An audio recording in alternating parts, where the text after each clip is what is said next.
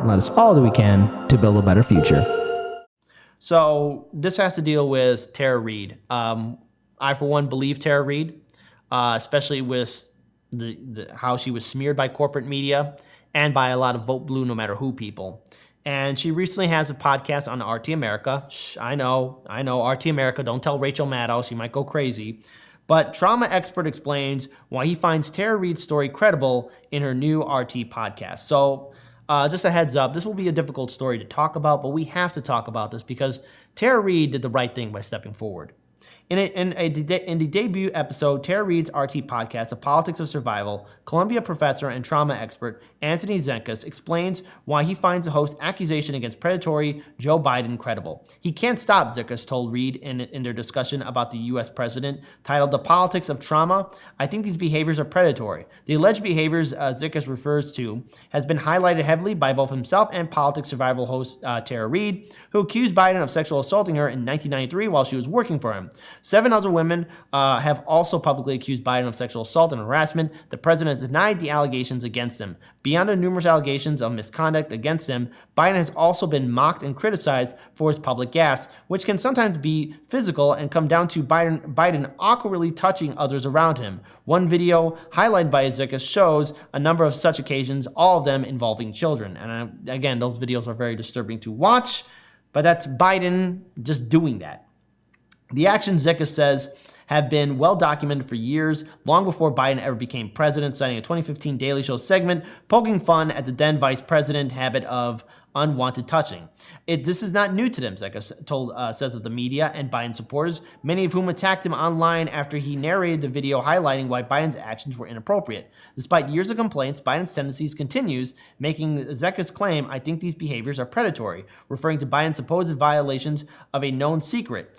Reade turned to her own accusation against the former senator, saying he's long had a lack of attention to boundaries and is only seeking control and power, and that's it, through his actions. Zenkus, who also worked at multiple crisis centers and was trauma victims for years, said he found himself believing Reade's story after both listening to an interview with her and later speaking to her himself. I was pretty floored because my training and what I do to train other professionals, one of the things is understanding how victims of trauma communicate. And you sounded, Tara, like so many other survivors of violence that have spoken to throughout my profession, career, and also in my personal life. And you spoke about your trauma in a way that is very telling for anyone who knows how trauma memories are stored. One specific detail that stood out in the later conversation between the two was Reade describing a chemical smell stemming from her alleged assailant, a smell she later found hard to wash off. Sensory memories being conducted to trauma experiences, Zenkus said, is very common among victims when they recall assaults, smell being among them. Over 3 more episodes, Reade will continue her insightful discussions with experts about the uphill battle survivors face in the modern world and the face of flawed and failing institutions. Again, it's Politics of Survival. It's on RT America. It's also on Spotify, Apple, and a few other platforms as well. So I'm glad that Tara Reade's getting her story out. I'm glad that she is speaking out against Biden. And,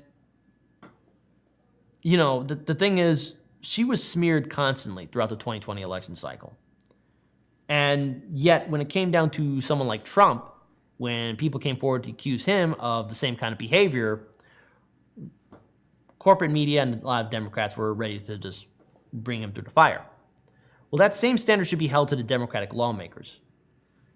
But yet, there seems to be this weird system put in place to where if a certain president is in power, and again, let's take, for example, Democrats, because Biden has done some questionable things, the Democrats are quick to ignore it or circle their wagons around Biden because he's their guy and he beat Trump.